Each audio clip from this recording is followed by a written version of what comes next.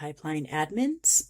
Thank you for joining me in account settings, deals, pipelines, and stages. Pipelines are how you organize your sales process. You can kind of think of them as separate tracks for different parts of your business.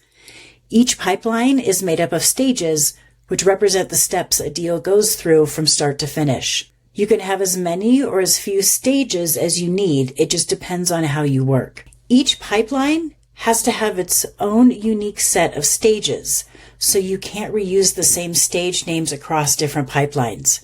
That way, each process is kept clean and separate. By default, you'll see the sales pipeline is already loaded here, but everything is customizable. You can rename it. You can click the pencil icon here and rename that sales pipeline to whatever you'd like. And to edit the stages within that pipeline, click the down arrow here. You can edit the stage name by clicking the pencil icon.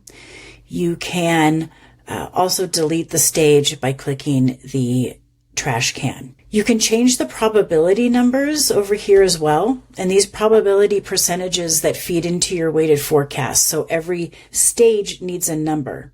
For example, an early stage might be 2%, while right before 1, you've got a 75%.